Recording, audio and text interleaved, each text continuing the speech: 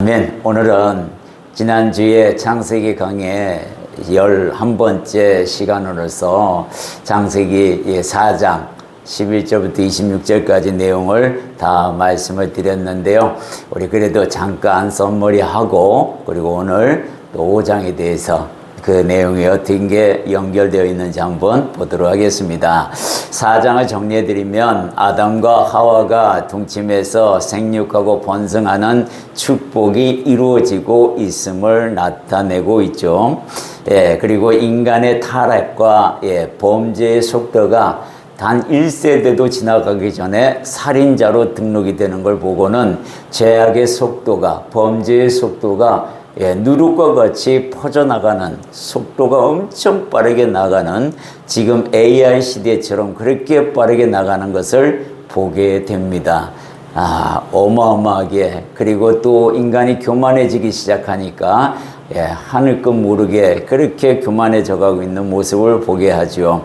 그리고 두 인물을 통해서 세상이 갈라졌음을 보여주게 합니다. 하나는 가인의 후손 에녹과 그의 후손 라멕이라는 인물이고, 다른 하나는 셋의 후손인 에노스와 그리고 또 에녹과 라멕을 통해서 하나님을 경외하는 사람들이 어떻게 이어가게 되었는지를 우리에게 알려줍니다.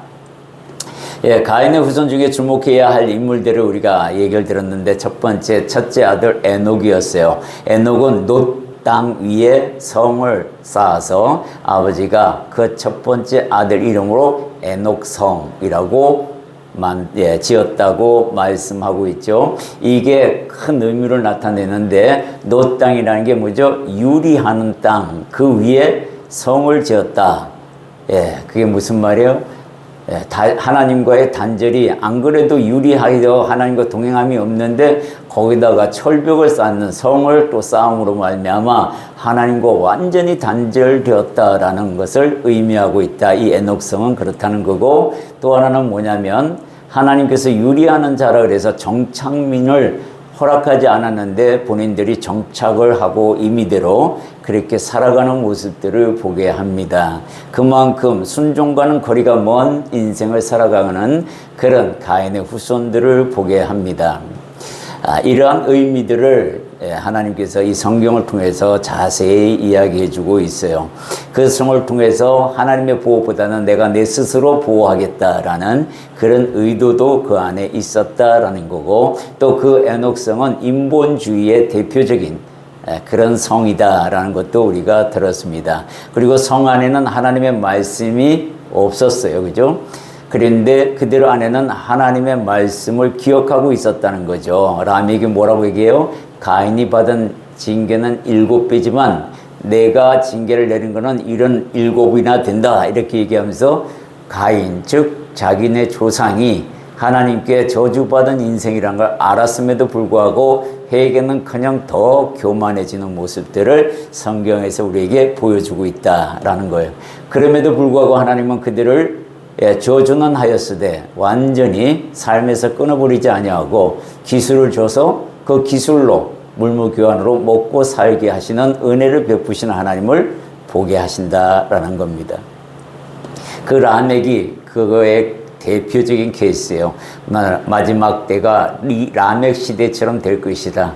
살인이 만무하고 또한 만연하게 퍼져 있고, 그리고 사람의 생명을 우습게 여기는 그런 그런 시대, 라멕과 같이 하나님의 말씀은 전혀 없이 일부 일체제를 버리고 남자들이 권력으로 자기 멋대로 아내들을 취하면서 일부 다처제를 주장하고, 이런 것들이 라멕의 시대, 즉 마지막 말세는 그와 같으리라. 그래서 한 예를 보여주는 게 노아의 홍수가 오는 이유가 뭐예요?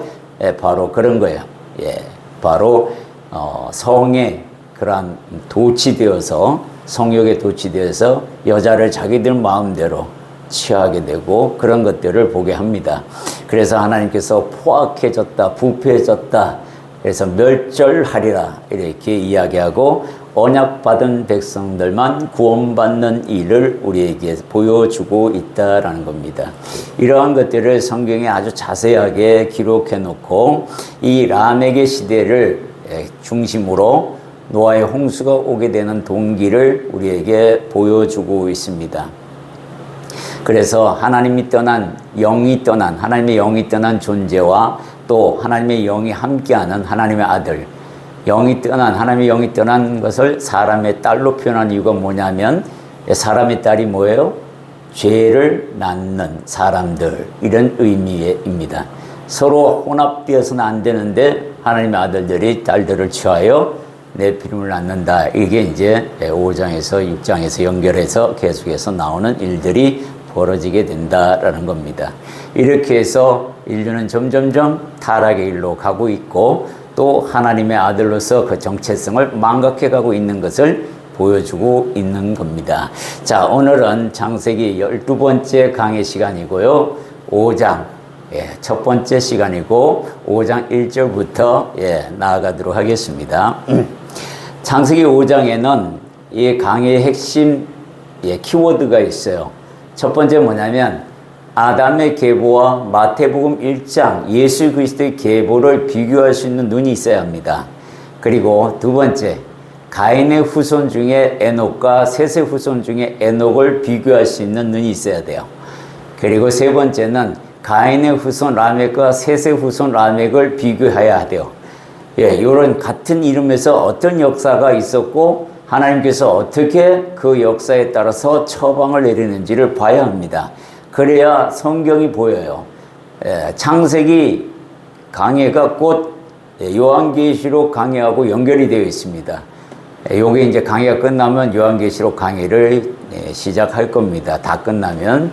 최초의 휴거자, 휴거를 당한 사람이 에녹입니다. 그래서 마지막 때에 들림받는 사람들, 남은 자 중에 한 사람이고, 그 사람들은 어떤 조건부가 있냐면 하나님과 동행하는 자여만 된다. 이게 이제 보여주는 그림자예요. 이게 창세기 5장에 다 들어가 있습니다.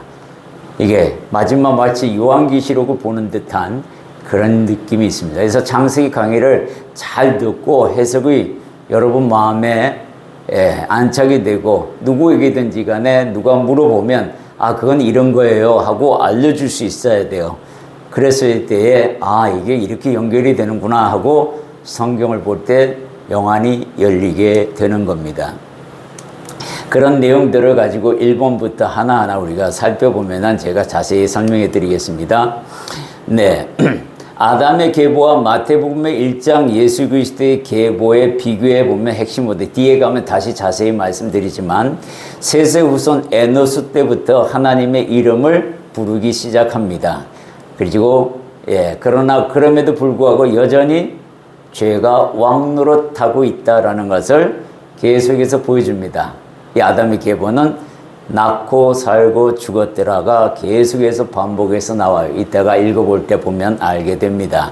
그러면 믿음의 조상인 아브라함의 후손으로 오신 예수 그리스도의 계보 안에 있는 사람들은 마태가 어떻게 적냐면 성령님이 마태를 통해서 이렇게 합니다. 누가 누구를 낳고 누가 누구를 낳고 누가 누구를 낳고 계속 낳고만 있어요. 죽음이 없습니다.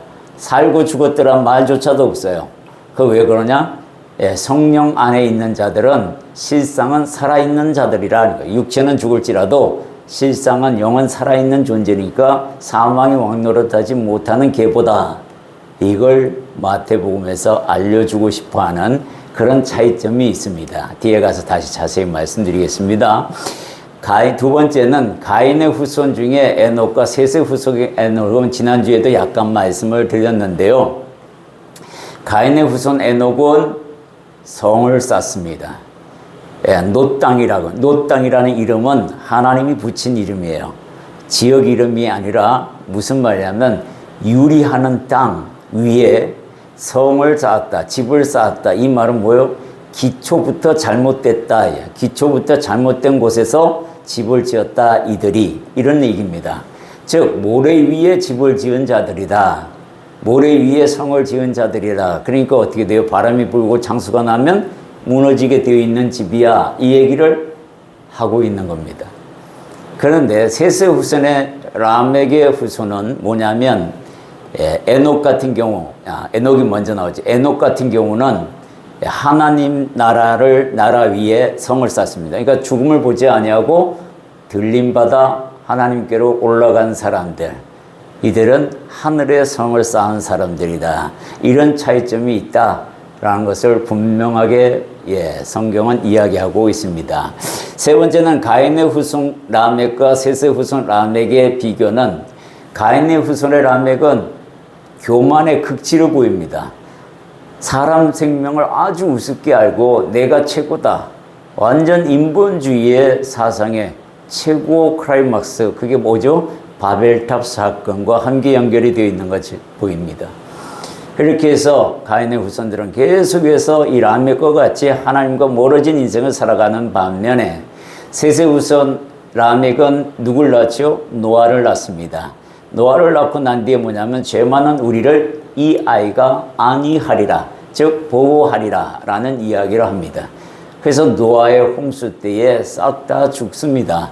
그런데 중요한 게 있어요. 족보 이제 가면은, 나중에 가게 되면은 이 무드셀라라는 존재가 나오는데, 이 무드셀라가 죽을 때에 심판을 받습니다. 그때 아담에서부터 시작해 가지고 이 노아 이전에 태어난 사람들은 다 미리 죽습니다. 이 홍수의 심판을 받지 않고 미리 자연사해요. 이게 특징입니다. 이게 참 재밌는 사건이에요. 하나님의 백성들은 고난을 받지 아니하고 재앙을 피하여 미리 데려가신다는 것을 알려줍니다. 그리고 악인들은 살아서 그것을 감당한다라는 것을 우리에게 알려주고 있다라는 겁니다. 그리고 최초의 휴거자가 되는 에녹에 대한 연구가 뒤에 이어서 나아가는데요.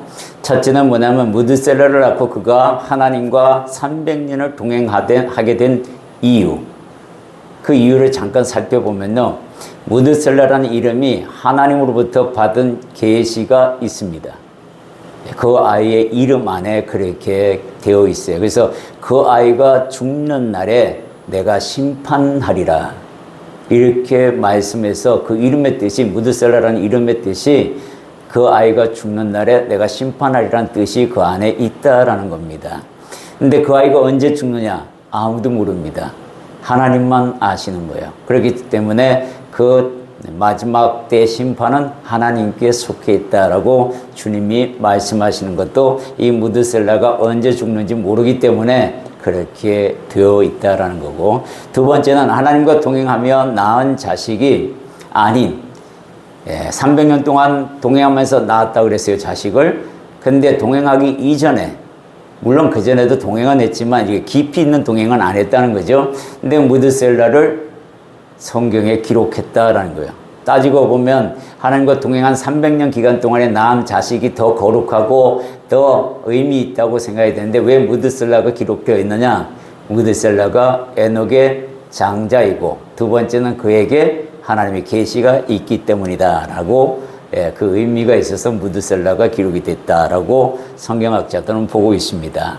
에녹이 산채로 승천하는 것을 기록한 이유가 뭐냐면, 에녹은 최초의 휴거에 동반하는 자가 되고 하나님과 동행하는 자만이 살아남을 수 있다. 이거는 우리에게 성령을 주셨기 때문에 동행이 가능합니다.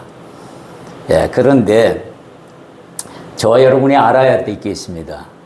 동행, 내가 하나님과 동행하고 있는 걸 어떻게 압니까? 라는 질문을 할 수 있어요. 예수 그리스도를 믿기 때문에 동행하고 있다. 물론 맞습니다. 근데 진짜로 동행하고 있는가 어떻게 판결 되냐면, 그 사람 입에서 나오는 말을 보고 알 수 있습니다. 주님께서는 분명히 우리에게 말합니다. 그 사람이 담고 있는, 마음이 담고 있는 것을 입으로부터 나온다고 그랬기 때문에 악을 담고 있으면 악이 나올 것이고, 선을 품고 있으면 선이 나올 것이다라는 거예요. 그래서 진리가 그 안에 있는지 없는지 쉽게 알 수 있다, 이 얘기를 우리에게 합니다. 그래서 내가 무슨 말을 하고 있는지 이거를 내 귀로 들으면서 내 마음으로 정리하고, 내가 이렇게 말함으로 말미암아 진리의 영이 있는지 없는지를 구별할 수 있는 것도 내가 봐야 한다라는 거 말씀하고 있습니다. 자, 이제 하나하나 살펴보도록 하겠습니다. 첫 번째, 5장은 아담의 계보를 기록하고 있습니다. 그죠? 아담의 계보와 예수 그리스도의 계보에 대해서 우리 한번 살펴보면 창세기 5장 1절과 2절에는 이렇게 되어 있어요. 자, 우리 5장 1절과 2절 함께 있습니다. 이것은 아담의 계보를 적은 책이니라. 하나님이 사람을 창조하실 때에 하나님의 모양대로 지으시되 남자와 여자를 창조하셨고 그들이 창조되던 날에 하나님이 그들에게 복을 주시고 그들의 이름을 사람이라 일컬으셨더라. 아멘. 여기 보면 아담의 계보를 적은 책이다 라고 얘기하면서 하나님이 사람을 창조할 때에 누구의 모양대로 창조했다고 하죠? 하나님의 모양으로. 즉 인간이 받은 복들을 우리가 한번 보면 첫 번째 뭐냐면 하나님의 모양대로 지어짐을 받은 사람들이라는 거예요. 이거는 하나님이 기준이 되어서 만드는 겁니다. 모델이 하나님이세요. 그러니까 우리를 보면 하나님이 생각나게 되어 있습니다. 그래서 우리에게 하나님께서 모든 능력을 부어주셨어요. 심지어 뭐까지 부어줬냐면 창조의 능력까지 부어줬습니다. 하나님이 주신 재료를 가지고 우리가 물건을 만듭니다. 이건 하나님이 주신 창조의 능력이 우리에게 있다는 얘기예요. 이런 것들을 보면서 뭐냐면 하나님이 가지고 있는 능력들을 조금씩 우리에게 부어주셔서 그 모양, 즉 기준이 하나님이시기 때문에 우리를 보면 하나님을 상상하게 이미지 오브 갓, 이래서 하나님을 연상하게 만들었다라는 겁니다. 그래서 삼위일체에 대한 설명도 우리 인간에게서 찾아야 됩니다. 그래서 인간이 뭐예요? 영혼, 육으로 만든 것도 세 개가 한 몸이 됩니다. 성부, 성자, 성령이 한 몸이 되듯이 영혼, 육이 한 몸이 되는 것, 이런 원리로 모양대로 만드셨다. 이거는 인간에게만 주어지는 아주 큰 복입니다. 두 번째는 뭐냐면 하나님의 모양대로 여자와 남자를 창조하셨다라고 했는데 이 남자와 여자를 창조하셨다, 이걸 이단들은 문자대로 이야기해서 문제가 심각해집니다. 이 성경을 완전히 왜곡하는 거예요. 하나님의 모양대로 여자와 남자를 만들었다고 했으니 하나님, 여자 하나님도 있고 남자 하나님도 있다, 이렇게 표현하는 거예요. 이게 말이 안 되는 거예요. 성경을 한쪽 면만 보고 동전의 양면성을 보지 못하는 어리석은 자가 바로 이런 이단들입니다. 완전히 인간적으로 해석하는 거예요. 마태복음 22장 30절에 보면 부활 때에는 장가도 아니 가고 시집도 아니 가고 하늘에 있는 천사들과 같으니라. 그러니까 시집도 갈 필요가 없고 장가도 갈 필요가 없다. 이 말은 무슨 말이냐면 성이 존재하지 않는 몸으로 바뀐다는 이야기고, 생육하고 번성하여 땅에 충만하라 라는 이 복이 땅에서만 다 이루어지고 이 땅에서 그것이 다 이루어졌을 때에 때가 창날이 되고 천국에서는 그런 일들이 없다라는 이야기입니다. 그러니까 남자와 여자로 만들 이유가 없는 거예요. 이 땅에서만 생육하고 번성하기 위하여 하나님께서 당신의 모양으로 남자와 여자, 사람을 만들었다, 이 얘기를 하고 있는 겁니다. 이걸 왜곡해가지고 이상하게 이단을 만드는 사람들이 있습니다. 세 번째는 하나님이 그들에게 복을 주셨습니다. 어떤 복을 주었는지 우리가 한번 보면 창세기 1장 28절에서 31절까지 그 내용들이 다 정리되어 있습니다. 우리 한 목소리로 봉독해 봅니다. 하나님이 그들에게 복을 주시며 하나님이 그들에게 이르시되 생육하고 번성하여 땅에 충만하라. 땅을 정복하라. 바다의 물고기와 하늘의 새와 땅에 움직이는 모든 생물을 다스리라 하시니라. 하나님이 이르시되 내가 온 지면에 씨 맺는 모든 채소와 씨 가진 열매 맺는 모든 나무를 너희에게 주노니 너희의 먹을 거리가 되리라. 또 땅의 모든 짐승과 하늘의 모든 새와 생명이 있어 땅에 기는 모든 것에게는 내가 모든 푸른 풀을 먹을 거리로 주노니 하시니라. 그대로 되니라. 하나님이 지으신 그 모든 것을 보시니 보시기에 심히 좋았더라. 저녁이 되고 아침이 되는 이는 여섯째 날이니라. 여기에 보면은 아담과 하와가 받은 복을 하나하나 보면 이렇습니다. 첫째, 생육하고 번성하여 땅에 충만한 복을 받았습니다. 예, 채워지는 복. 채워지면 우리가 어떤 기쁨이 있어요? 채워지는 기쁨이 또, 예, 굉장히 만만치 않잖아요. 너무 기쁘잖아요. 그죠? 예, 뭐 재산이 채워지든 뭐가 채워지든 여하튼 채워지는 것들. 이것도 복이에요. 둘째는 뭐냐면 땅을 정복하고 성취하는 즐거움의 복을 주었어요. 성취의 복을 줍니다. 이거는 뭐 우리가 직장에서도 심히 작게는 직장 안에서도 일어납니다. 셋째는 바다의 물고기와 하늘의 새와 땅에 움직이는 모든 생물, 여기에서는 살아있는 식물까지도 포함했어요. 그죠? 다스리는 복을 주었습니다. 말하면 말하는 대로 이루어지는 그런 복을 우리가 받았고, 직접 또한 보는, 말하는 대로 이루어지는 것은 눈으로 보는 그런 복을 주님이 주셨다라고 성경이 지금 간증하고 있는 겁니다. 네 번째는 일용할 식량을 주셨다 그래요. 모든 채소를 먹을거리고 모든 나무의 과일을 먹을거리로 줬으니 일용할 식량을 받은 복입니다.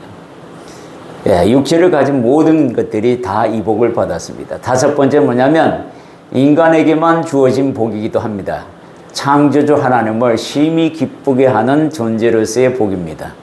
이 자체는 뭐예요? 우리가 큰 복덩어리가 되었다라는 겁니다. 여기서 아브라함에게 내가 너에게 복을 주어 복의 근원을 삼는 이유가 바로 여기에 하나님을 유일하게 기쁘게 할 수 있는 존재가 바로 믿음을 가진 우리들, 그들을 이야기하고 있다라는 겁니다. 네 번째는 하나님께서 이름을 붙여줍니다. 그래서 하나님께 이름을 받은 유일한 존재로서의 복입니다. 하나님께서 아담과 하와에게 사람이라는 이름을 지어주셨다. 이 사람이라는 이름은 아담이 원래 고유명사로 남자에게 붙여진 이름이기도 하지만 사람의 히브리어 원어의 뜻은 아담이라는 말도 있는데 이거는 사람, 인류라는 뜻을 함께 포함하고 있습니다. 그래서 본래의 뜻은 흙에서 나온 자, 이게 사람의 원어의 뜻입니다. 그래서 이름을 붙여준 존재라는 거예요. 창조주가 이름을 붙여준 존재. 어마어마한 축복이죠. 두 번째는 인간이 복을 받을 때는 언제냐? 복을 받은 때는 언제냐면 창세기 5장 2절에 뭐냐면 그들이 창조가 되던 날에 복을 주셨습니다. 그 하루 지나서 주는 게 아니라 창조되고 난 바로 그 시간에 복이 같이 임했다는 거예요. 이거는 히브리서 기자도 증명합니다. 히브리서 6장 14절에 보면 이르시되 내가 반드시 너에게 복 주고 복 주며 너를 번성하게 하고 번성하게 하리라 하셨더니 계속해서 반복해서 뭐예요? 복을 주고 싶어 하시는 하나님의 마음을 볼 수 있습니다. 하나님은 우리에게 재앙이 아니라 복을 주고 싶어 하신다라고 이야기합니다. 민수기 6장 24절에서 26절에 모세의 책에도 기록되어 있습니다. 민수기 6장 24절 26절 함께 있습니다. 여호와는 내게 복을 주시고 너를 지키시기를 원하며 여호와는 그의 얼굴을 내게 비추사 은혜 베푸시기를 원하며 여호와는 그 얼굴을 내게로 향하여 드사 평강 주시기를 원하노라 할지어라. 복을 주고 싶어 하시는 주님의 마음이 그대로 기록되어 있어요. 나는 너를 지키고 싶다. 나는 너에게 복을 주고 싶다. 내 얼굴은 너에게 항상 비추어서 은혜 베푸기를 원한다. 이걸 못 받는 건 다 우리 책임이잖아요. 또 너에게 얼굴을 향하여 드사 평강 주기를 원하노라. 우리가 평강을 얻지 못하는 이유가 뭐예요? 죄 때문이잖아요. 이걸 떠난 삶을 살면 평강은 자동으로 옵니다. 이렇게 하나님은 우리에게 많은 걸 주시고자 싶어하는 일이에요. 재앙이 아니라 복입니다. 자, 두 번째는 하나님의 모양과 자기의 모양으로 태어났다고 하는데 창세기 5장 3절에서 5절까지의 내용을 우리 한 몫으로 본답니다. 아담은 130세에 자기의 모양, 곧 자기의 형상과 같은 아들을 낳아 이름을 셋이라 하였고 아담은 셋을 낳은 후 800년을 지내며 자녀들을 낳았으며 그는 930세를 살고 죽었더라. 여기에 보면은 참 재밌는 표현이에요. 5장 1절에는 하나님의 모양이라고 그랬습니다. 그죠? 아담과 하와는 하나님의 모양으로 지어졌는데 아담과 하와의 후손들은 자기의 형상, 곧 자기의 모양대로 지었대요. 이게 무슨 차이냐면 처음 아담과 하와는 죄 없이 죄 없는 모양으로 아주 거룩하고 순결하게 만들어졌다. 하나님의 모양대로. 그들이 하나님께 불순종하고 죄를 짓는 이유로 에덴에서 쫓겨난 그 이후의 삶은 그 불순종의 씨가 유전되었다라고 말합니다. 아담과 하와의 모양으로, 자기 모양으로, 자기의 형상대로, 이 뭐냐면 죄 있는 모양으로, 불순종 있는 모양으로, 그 형상으로 그런 같은 아들들을 만들었다고 이야기하는 겁니다. 그러니까 우리가 어머니 아버지의 유전 인자를 받아들입니다. 그거는 내가 선택하는 문제가 아니라 가지고 태어나는 겁니다. 유전 인자를. 그와 같이 죄의 유전 인자를 인류의 조상인 아담과 하와로부터 물러받았다는 거예요. 그건 내 의지가 아니죠. 자연의 의지입니다. 그래서 어떻게 해요? 아담과 하와처럼 선악과를 먹지 않았어도 그 불순종이 내 안에 있으므로 나는 왜요? 죄인이라는 거예요. 하나님 앞에 영원한 죄인. 그것을 우리에게 이야기하고 있다라는 겁니다. 그 설명을 지금 말하고 있어요. 그래서 누가 여러분에게 이런 질문을 합니다. 제가 양육할 때도 똑같은 질문을 받았어요. 아담과 하와처럼 선악과를 먹지 않았는데 왜 우리가 죄인입니까? 이렇게 얘기하는데 성경에 어디서 그렇게 증거를 하고 있는가요? 이거 창세기 5장 3절을 읽어보라 그러면 됩니다. 여기에 인간은 아담과 하와, 인간의 조상인 아담과 하와로부터 나온 모든 자녀가 죄 있는 모양으로 죄의 형상을 가지고 태어났다고 이야기하고 있습니다. 그래서 죄가 유전되었다고 하는 겁니다. 라고 알려드리면 됩니다.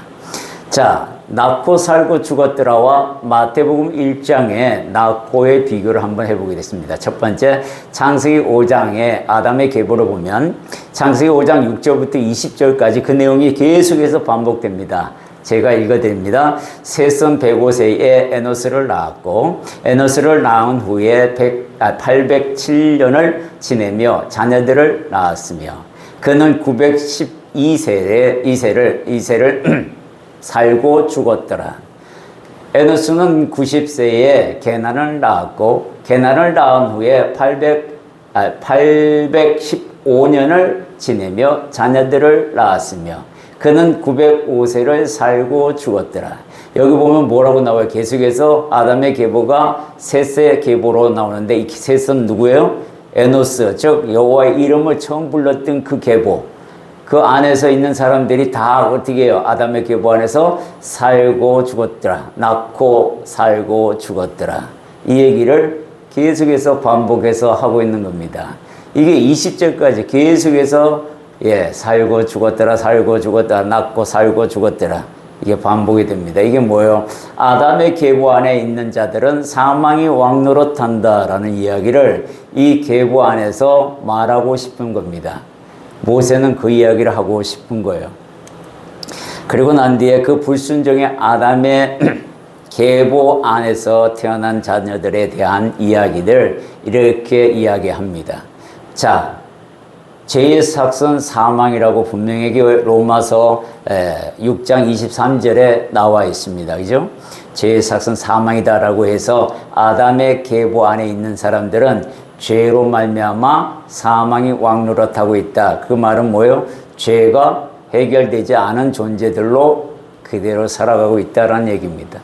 두 번째는 뭐냐면 마태가 예수 그리스도의 계보 안에 있는 자들을 사망은 사라지고 생명만 존재하는 것을 나타냅니다. 마태복음 1장 1절에서 16절까지 쭉 보면은 그 내용이 나와 있어요. 여기에는 보면 아브라함과 다윗의 자손 예수 그리스도의 계보라. 아브라함이 이삭을 낳고 이삭은 야곱을 낳고 야곱은 유다와 그의 형제들을 낳고 유다는 다말에게서 베레스와 세라를 낳고 베레스는 헤스론을 낳고 헤스론은 람을 낳고 이렇게 해서 계속해서 뭐요? 낳고만 있어요. 죽음이 없어요. 계속해서 어디까지 가냐면 16절에 이렇게 야곱은 마리아의 남편 요셉을 낳았으니 마리아에게서 그리스도라 칭하는 예수가 나시니라. 이렇게 이 같은 족보 안에서 믿음의 계보 안에 들어있는 예수 그리스도의 계보 안에 있는 자들은 예수 그리스도께서 태어나기 이전인 아담, 그리고 이삭, 야곱, 이 모든 사람들이 사망이 저촉되지 않는 사람들이라는 것을 이야기하고 싶어 합니다. 이걸 누가 지은 거예요? 바로 성령님이 우리에게 이야기하고 있는 겁니다. 예수 그리스도 안에 있는 자들은 사망이 저촉되지 않아. 이 얘기를 이 계보를 통해서 우리에게 분명하게 제시한다는 거예요. 얼마나 감사한 일입니까? 그죠? 이것만 알아도 우리가 정말 예수 그리스도 계보 안에 들은 이 사건이 얼마나 큰 사건인가. 이게 내 노력으로 된 것인가? 아니죠. 하나님의 은혜 안에 값없이 주어진 오로지 모든 값은 예수 그리스도께서 직접 지불하시고 나는 거저 얻은, 이 입술로 나불거려서 얻은, 아무 노력도 하지 않는 그 은혜를 너무 가볍게 생각하는 거 아니냐. 이 얘기를 우리에게 말씀하고 있는 겁니다. 주님은 우리를 사시기 위해서 우리를 생명으로 얻으셨습니다. 우리 대신에 값을 다 지불하셨거든요. 근데 그거를 모른단 말입니다. 그 값이 얼마나 무서운 값이었는지, 내 대신에 십자가의 고통을 다 받으신 그분, 그 사랑을 네가 정말로 감당하고 있느냐는 거예요. 이 계보 하나만 잘 우리가 깨달아도 정말 눈물 나는, 감사의 눈물을 흘 수밖에 없는 그런 이치가 이 안에, 비밀이 이 안에 들어 있습니다. 낳고 살고 죽었더라. 이 인생에서 너를 영원히 죽음에서 해방시키시고 영생하도록 하시는 예수 그리스도의 그 사랑, 삼위일체가 되시는 성부와 성자와 성령의 사랑, 그것을 네가 진정 깨닫고 있느냐. 이 이야기를 분명하게 합니다. 하나님과 동행하는 사람은 누구일까요? 그것은 바로 에녹과 같이 300년을 동행했던 그 사람. 에녹이 무드셀라를 낳았습니다. 65세에 낳았어요. 다시 말씀드리면. 근데 그때까지만 해도 하나님의 이름만 알고 있던 에녹이었습니다. 근데 무드셀라를 낳는 날에 하나님이 나타나셨어요. 이게 무드셀라라는 이름 안에서 우리가 연상할 수 있는 내용들입니다. 그 아이의 이름을 무드셀라라 하라. 주님, 그 무드셀라가 무슨 뜻입니까? 그 아이가 죽을 때에 내가 세상을 심판하리라. 오 주여, 진정 그렇게 되는 날이 옵니까? 내가 그날을 그렇게 정하였노라. 에녹은 그때부터 무드셀라가 언제 죽을지 모른다는 걸 알았을 겁니다. 그 아이가 죽는 날이 세상이 곧 멸망때니 그때부터 하나님을 섬기기 시작하는데요. 종말론 때에 우리가 그 의식을 가지고 초대교회 때에 예수님은 그렇게 자기 생명을 아끼지 않고 순교하게 된 동기가 뭐냐면 종말론이 그들에게 있었기 때문입니다. 마라나타, 곧 오신다는 주님이 곧 오실 것이다. 그래서 재산들을 다 팔아가지고 교회에 헌납하고 나갔던 것들입니다. 그런 일들이 벌어지는 거예요. 그런 정신으로 믿음 생활하면은 확실하게 됩니다. 근데 우리가 꾀가 생겨가지고 그렇게 종말론이라도 에이 설마 지금은 아니겠지 이렇게 되는 거죠. 근데 무드셀라를 낳고 에녹은 분명하게 하나님의 음성을 듣고 그때부터 하나님과 동행했는데 자기의 모든 것들을 바치면서 하나님과 올인합니다. 그게 동행의 비법입니다. 그래서 에녹은 뭐라고 얘기하냐면 300년 동안 동행하면서 자녀를 낳았더라. 이 말 한마디에 모든 게 들어 있습니다. 가정에 충실했고 아내와의 사랑에 충실했고 내가 하나님과 경외하기 위하여 하나님을 섬기기 위하여 금욕한다. 아니요. 그거 잘못된 거라고 얘기합니다. 그렇게 하지 말라는 거예요. 부부 생활은 여전히 가정에 충실해야 하고 자기 일에 충실해야 하며 하나님 일에도 충실하라. 이렇게 그 단어 안에 그렇게 에녹은 우리에게 자신의 삶을 통해서 그 한 줄로 다 설명합니다.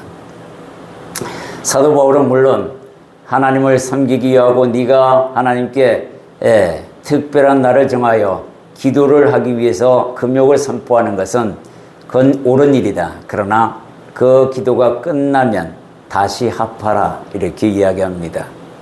그래서 부부의 이 사랑에 그러한 것에 대해서 하나님께서 금가하는 것을 좋아하지 않습니다.